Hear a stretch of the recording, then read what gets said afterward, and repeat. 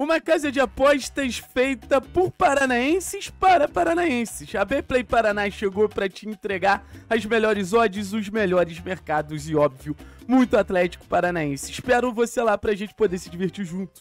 Salve, salve, salve, salve, rapaziada. Tudo certo com vocês? Fica a pergunta.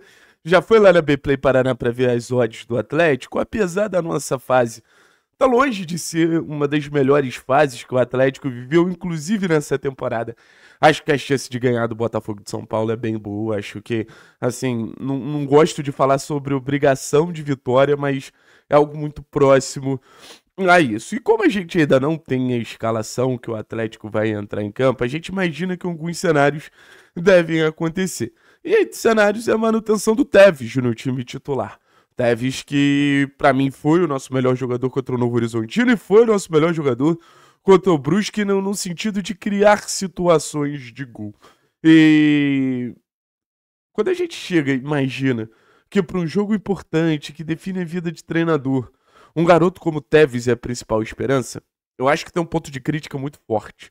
E a gente poderia estar falando do Tevez como a gente poderia também estar falando do Isaac.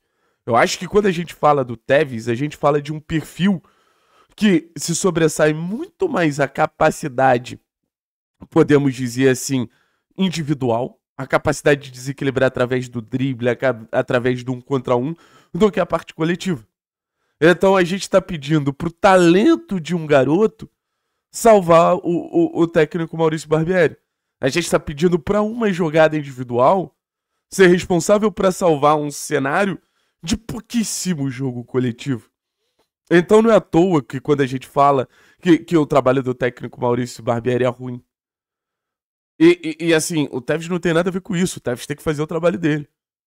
Não sei o que vai acontecer no final da temporada, se o Tevez vai ficar, se o Tevez vai sair. Eu gostaria muito que o Atlético comprasse o jogador. Eu vejo um jogador com muita capacidade de ser um jogador muito completo. Acho que é um jogador que flutua muito bem entre os corredores e eu acho que isso abre um leque de possibilidades enorme pro Tevez. Um jogador que, quando precisa ser ponta, fazer aquela jogada de 1 contra 1, sabe. No último jogo, botou o Luiz Fernando 2 vezes em condição de finalizar basicamente sem goleiro. Muita gente falou que errou aquele passe, tudo bem. Mas quando precisa jogar por dentro, pô, deu assistência contra o CRB, entrou muito bem contra o Novo Horizontino. Então, um jogador muito versátil, um jogador muito plural nesse sentido. E assim, a gente tem uma estratégia muito clara, né? O Atlético do técnico Maurício Barbieri tem uma estratégia que eu acho que, de alguma maneira, vem rendendo alguns frutos positivos nesse começo de Série B. A gente faz muito gol utilizando o lado do campo. 2 gols contra o Paysandu. Aí teve gol contra o Criciúma. Aí teve os 2 gols contra o CRB. Aí teve gol contra o Novo Horizontino. Então o Atlético, quando se aproxima ali do lado do campo para criar, para construir, para gerar algumas triangulações, talvez seja o Atlético que mais funcione nesse cenário de Série B. Talvez seja o Atlético que se sinta mais confortável nesse cenário de Série B. Mas um Atlético que usa demasiadamente o lado. Um Atlético que usa muito o lado do campo. Um Atlético que exagera, às vezes, nessa capacidade de construir por não utilizando o meio. Mas como você, em muitos momentos, é monotemático atacando, como em muitos momentos você tem uma pobreza tática atacando, eu acho que é isso que acontece hoje no time do Atlético, um Atlético pobre de soluções ofensivas. Você vai utilizar muito lado, você vai utilizar muito lado, você vai utilizar muito lado. E o Tevez aparece como esse cara que, pelo lado, é o mais incisivo. Porque nossos laterais hoje, acredito que Fernando e o Raul vão produzir muito pouco.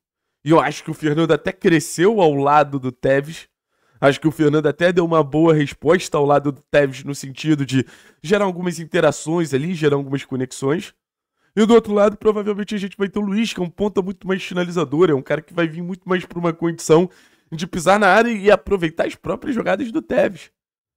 Então olha como a situação do Tevez hoje é assim, é de uma das poucas esperanças que o Atlético criar. Por isso que eu pensaria, por exemplo, em Tevez e Isaac, que são 2 jogadores que têm esse individual, são 2 jogadores que têm essa capacidade de desequilíbrio. Eu acho que a não utilização do Isaac no time titular, a opção, por exemplo, pelo Luiz, faz até sentido no contexto de ter um Luiz mais finalizador, um Luiz que tem mais gol, nos aproxima desse cenário. Mas se você for pegar o amplo, se você for pegar o conceito geral, cara, você precisa do desequilíbrio. Você precisa de jogadores que eles vão naturalmente criar situações. Ainda mais, volto a dizer, quando você é pobre taticamente. Porque, pô, você tem o Patrick, você tem o Zapelli, mas esses caras dependem muito mais de conexões. Esses caras dependem muito mais de interações. Então, assim, o Tevez aparece como esse principal expoente. Vamos ver. Hoje é um jogo que, por exemplo, não depende só do Tevez. Depende, por exemplo, do Atlético conseguir, ali com o Fernando, ali com o Zapelli, que são jogadores que frequentam mais esse lado esquerdo, conseguir botar o Tevez num contra um.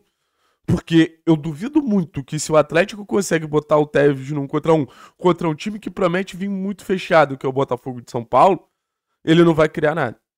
Hoje a nossa maior esperança é o Tevez. E o time precisa potencializar ele nesse cenário. Eu vi ontem parte do jogo do Bahia, e é impressionante como o Bahia cria cenários para ter o Eric Pulga num contra um. O Atlético também precisa fazer isso. Valeu, pessoal. Tamo junto, a nós. Forte abraço. Tchau, tchau.